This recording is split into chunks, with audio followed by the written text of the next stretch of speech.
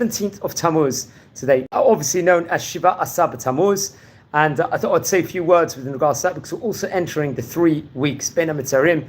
And if you recollect last year, if you watch the channel, we did a whole feature with regards to various different practical Sephardi halachot for the 3 weeks for the fast days. So I'm using a website over here, Peninei Halacha, which gives the customs for the 3 weeks as we're coming in. So as a community, we're going to learn over this. It might be one part, might be 2 or 3 parts. We'll see how much progress we make today, and I hope we can go on. It's a very, very good detailed website, Peninei Halacha website is, which I recommend everyone to actually look at. It's excellent notes in English, and I think it's catering more towards the Sephardi community, if I'm not mistaken. But yeah, very interesting. So we will start and concentrate now. I think it's actually connected to Rabbi Eliezer Melamed also. So it's we used, I think, Rabbi Naxon for the other notes we did last year. The 3 weeks, let's start. It obviously begins on Shiva Asar Tammuz, the 17th of Tammuz, and it continues obviously till Tisha B'Av, 9th of Av. Obviously, it's a very painful time period. It's also known as a Bein HaMetzarim. What is this? Recording the verse. All her pursuers overtook her in the narrow places. Bein HaMetzarim, this featured in Megillat Eika, chapter number 1, verse number 3. The sages recommend we take extra precautions, obviously, on these days. Obviously, unfortunately, these days are prone more to calamity. For example, even though one must always be careful and vigilant, those who go, let's say, for example, for a swim in the sea or a hike must be even more careful during this time period. But the source for that is Eika Rabbah, number 129. In order, let's say, to signify the nature of this period, the sages instituted the reading, let's say, of special haftarot on Shabbat, which deal with, let's say, the calamities of the 3 weeks Shalosh Shavuot, respectively, over here. On the 7 Shabbatot following Tisha B'Av, we'll read 7 haftarot of consolation, let's say, of morning, let's just say, and Shulchan Aruch, I think, on chapter 4 to 8. Number 8 will actually base on this on the Pesikta. Okay. The sages did not make any special enactments, let's say, to mark the suffering and mourning of the 3 weeks. The Jewish people adopted the custom to refrain from music and dancing and to avoid Shekianu, let's say, during this period. So this is something significant. So this is what the Jewish people actually took upon themselves, which we have to, it's very, very detailed article, I must say, this is, and actually really goes to the whole breadth of the 3 weeks over here. So, okay. So that's the first thing we're pointing out. Okay, friends, let's continue over here. We know there are customs of mourning that various communities adopted, Ashkenazim and Sephardim, especially, including, let's say, Jews from Morocco and Tunisia, Jerba especially. They refrain from cutting their hair during the 3 weeks. Other Sephardi communities are only strict, let's say, during the week of Tisha B'Av.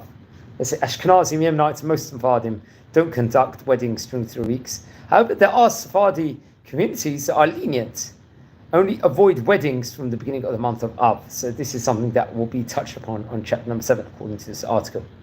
In the following sections, they're going to discuss over here the customs of the Shalosh Shavuot, 3 weeks respectively, the 9 days, and Tisha B'Av. Okay, the first thing to think here, even though Shiva Asar Tammuz begins at daybreak, the customs of mourning of 3 weeks begin the night before. So naturally, it was Motzei Shabbat, so would have started there.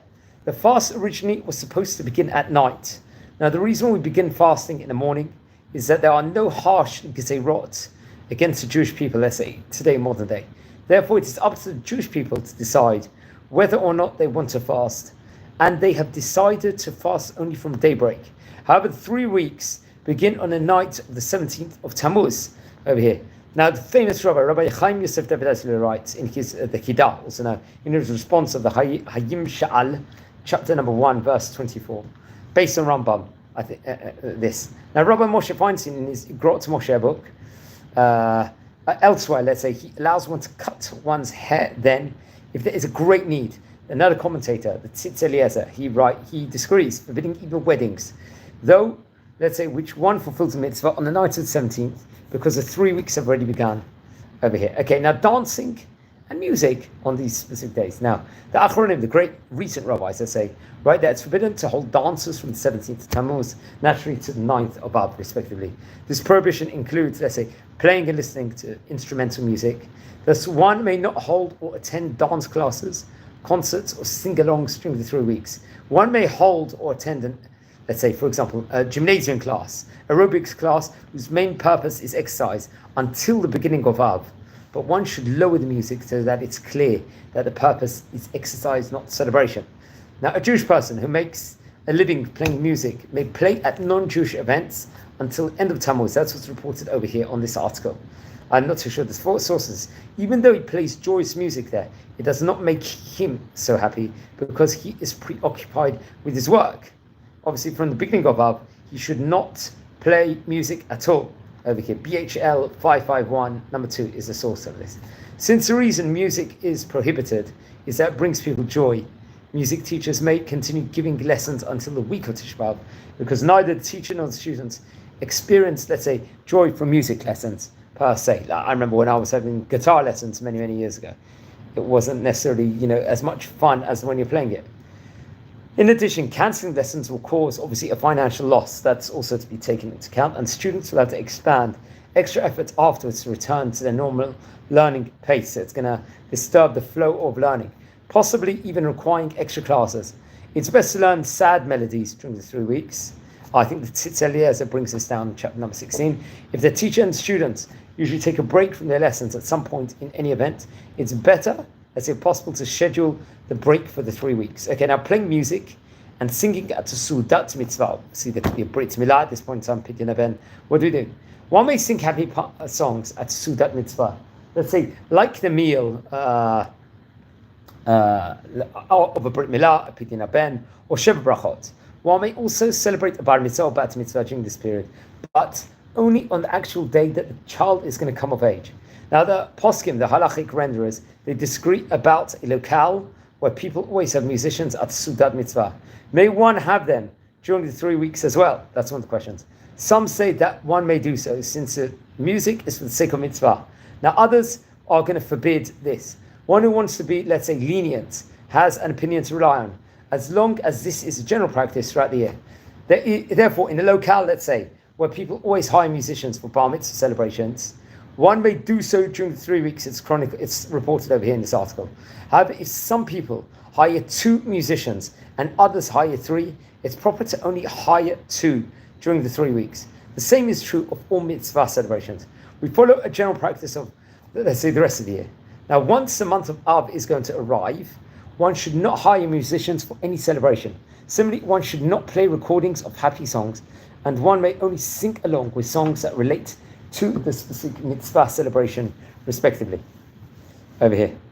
One may even dance a little in a circle, as many customarily do at a Brit Milah celebration. This is what's reported over here.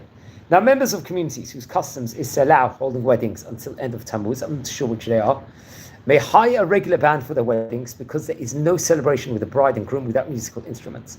Now, once again, I'm not too sure which communities will do that. I assume it's minority communities over here. Even those whose customs is to refrain from getting married during these days may attend and dance at these weddings, as the joy they experience stems from mitzvah. Now, the Kaf HaChaim, great Rabbi Yaakov Sofer, very famous Iraqi rabbi, he says in 551 number 40, he cites a dispute among the Achronim as to whether one may play music at a mitzvah celebration. The Hilchot Chagim 25 number 6 ruled stringently. Torah Tamoadim cites several Achronim who rule leniently in this issue. We should also look at the Piskei Teshuvot they recommend us in chapter 551 number 13, where it states that one should not be lenient after the first of Av over here. How about listening to music on personal electronic devices? Now, some authorities maintain that just as one may not listen to live music during the 3 weeks, so too one may not listen to recorded music played on home electronic devices during this period. One may listen only to songs without instrumental accompaniment during the Omer period and 3 weeks, like vocali music. This is how some of the greatest poskim rule. I think If we look at Yechevedat, chapter number 6, and the Igrot Moshe also of Yoredeh. Some poskim even forbid listening to non-instrumental, even a cappella music during these periods, especially Tzitz Eliezer will bring this down. However, some permit listening to music on electronic devices, reasoning that the Achronim only prohibited listening to live musical performances. Now, I think the vast majority of people don't actually follow this, if I'm not mistaken, which entails some degree of festivity. Listening to music through electronic devices, on the other hand, is not, let's say, particularly festive, you could argue. Over here in the article to say, granted, when phonographs, radios and tape recorders were first introduced, people truly experienced joy when using them to listen to music. Today, there's an argument that when everyone listens to music on electric devices all the time, people do not experience so much joy in doing so. Thus, it's not prohibited to listen to them during the 3 weeks. Now, once again, many people will not listen to it, and many rabbis will hold not to listen to this. Also, I personally will try not to listen to music with the instruments, I shall say. If anything, I'd try and listen to a cappella music if I need to listen. There's a distinction that can be made between happy songs and regular songs, you could say. It is only fitting to prohibit happy songs during the 3 weeks, is what the article says, whereas regular tunes, and certainly sad ones, maybe there's an argument shouldn't be prohibited. Similarly, I think in Masechet Shabbat, in page number 151, it teaches that the custom was to play flutes at a funeral in order to arouse people to cry out in anguish over the deceased. And this was part of the mitzvah of accompanying the deceased to the final resting place. Well, I will call that Levayat Hamet. This shows that there is no sweeping prohibition, let's just say, against hearing instrumental music. Rather, one may not listen to happy tunes during the times of mournings.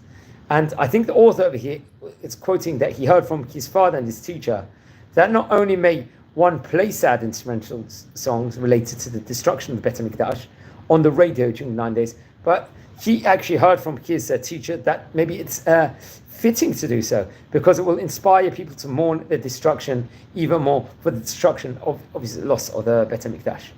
Remember, I'm reading this from an article here. This is not my opinion, and I think this is associated. This is to Rabbi Eliezer Melamed, if I'm not mistaken, this website over here. According to this, it appears that prohibition relates mainly to listening to joyous music, which is associated to dancing, while regular songs, and certainly sad ones, let's say, are more in the permissible sphere. Some people do not make any distinction between joyous and sad songs. These people take care, on the other hand, not to play or hear or play in musical instruments during 3 weeks or the Omer period, but on the other hand, will play joyous non-instrumental songs. Let's say he says they are mistaken, as one should be more stringent about hearing happy songs. So this author here is talking that it's happy songs itself is very we should be very strict about, even without instrumental accompaniment. So according to him, even if it's a cappella music and it's joyous, that could be more problematic than about hearing sad songs with instrumental accompaniment. Now, I think concerning which one may rely on lenient opinion, I think he recommends someone to read Rav Shmuel David's article. I think Tehumin 13. I think that's actually maybe featured on this website over here. Even according to the more stringent opinion, one who is listening to a radio talk show that occasionally plays musical selections is not obligated to turn the radio off. So, however, one who takes care to turn it off when the music comes on should be commended over it. So if someone's listening to a radio station and occasionally putting music on, seemingly one doesn't have to necessarily switch off, but it's praiseworthy to do so. I think he recommends look at the Hilchot Hagim, chapter 25, number 9 on that. Now, he continues. It seems that even according to the more stringent poskim, one may be lenient on Friday afternoon and Motzei Shabbat over here. So there could be a chiluk between before Shabbat and when Shabbat comes out, because the sanctity and joy of Shabbat extends to these times. Indeed, obviously, we don't say Tachnun, or we don't do on Friday afternoons, and we continue to wear Shabbat clothing on Motzei Shabbat. So there could be, let's say, reasonings over here why we can be. Now he continues. Among those who prohibit listening to music on the radio, let's say, include Igrot Moshe, Yoredeh gives 2 sources, which tends towards stringency with respect to listening to instrumental music at all times nowadays. Now, the Yechevedat, in chapter number 6, number 34, permits listening to instrumental music in general, but forbids listening to them on the radio and the like during the Omer period and the 3 weeks. Now, I think he once allowed on Arot Sheva, if I'm not mistaken, to play music during these periods to avoid causing them to cancel Torah-oriented segments. But I'm not sure what that's about. He writes in parentheses in the article of it. Now, the Tzitz Eliezer is even going to forbid listening to non-instrumental music on the radio during these mournful periods. So he's going to hold, seemingly, a cappella music is forbidden. However, let's say the rationale of those who rule leniently is strong, especially since the entire custom of refraining from listening to instrumental music and dancing during these periods is first mentioned in the works of the Achronim.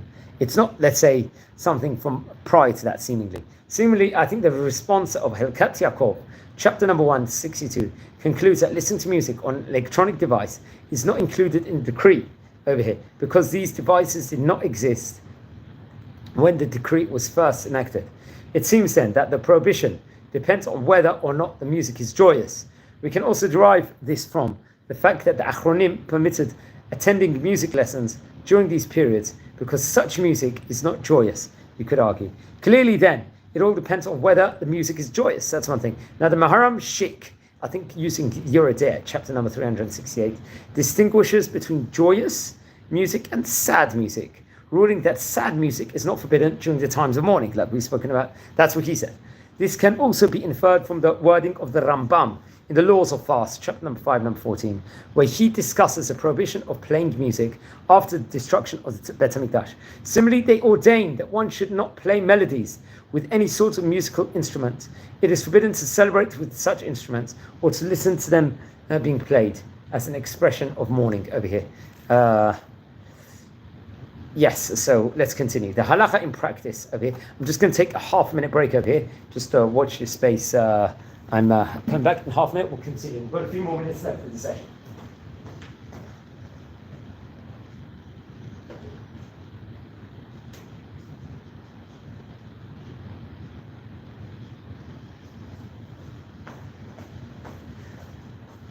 Okay, friends, everyone, thanks for staying tuned. First of all, I'm going to continue this class, but please, everyone watching live, subscribe to the channel. Now we're coming near 7,000 subscribers. This is a live video here on the 17th of Tammuz. Okay, the halakha in practice. Okay, it seems that in practice, according to the lenient view, we should divide all songs into three categories. According to this, joyous songs, like those played at weddings, songs that are neither especially joyous nor especially sad, which includes most contemporary music and most classical compositions. And then the third category is sad songs, according to this article, like those played or sung when mourning a death or the destruction of the Bet HaMikdash. From the beginning of the 3 weeks, one should refrain from listening to the first category of music, joyous songs. Starting from the first above, this is how he categorizes. One should refrain from listening to the middle category as well, and listen only to sad songs if they have to. The third category, it also seems to the author that when one listens to loud music, even if it's a neutral song, the force of the sound makes it, let's say, more festive and practically transforms it into a joyous song. Thus, when one may not listen to loud music, even if it's a type of music that is allowed during the 3 weeks. Okay. Furthermore, it seems that one may not attend a concert, even featuring sad music during the 3 weeks. So, obviously, sad music, which some people might hold as a heta, leniency during the whole 3 weeks, one should not listen. Even though the music is mournful, concerts and festive and joyous events, as evidenced by the fact that people usually dress up for them. However, it would seem that one may play a sad tune in commemoration of Jerusalem at a cultural event, even during the 3 days. Obviously, we have to go back to Masechet Shabbat, page number 151, within regards to that. So that is very interesting. And let's do one more topic over here. We talked about now hiking, swimming, and hotel vacations. What about that for 3 weeks? Some maintain that one must refrain from hiking, swimming, or bathing in the sea or swimming pool during the 3 weeks in order to limit our enjoyment during this mournful period. Furthermore, since these days are prone to calamity, one must avoid, let's say, potentially dangerous activities. Obviously, from a halakhic standpoint, these activities are not prohibited though. The sages only instructed us to curtail our joy from the first day above. They did not prohibit engaging in pleasurable and enjoyable activities before then. The only thing that one should avoid is, let's say, special celebrations like parties, concerts, and dances. Therefore, one may seemingly go hiking and swimming, and one may vacation in a hotel until the end of Tammuz. In addition, the concern about engaging in potentially dangerous activities is not so serious that one, let's say, must be more cautious than one generally should be throughout the year. Thus, one may go hiking and engage in similar activity during the 3 weeks, while particular, let's say, care to follow the safety precautions that apply to such activities throughout the year. Now, obviously, when the month of Av arrives, we curtail our joy, as we see in Masechet Tanit, page number 26. Therefore, one must refrain from outings and activities, recreational activities, that are mainly designed to provide pleasure and joy. However, one may go on a trip or vacation that is designed primarily for educational or therapeutic purposes during the 9 days. The same goes for swimming, whether in the sea or in a pool. If the purpose is leisure, let's say, it's forbidden.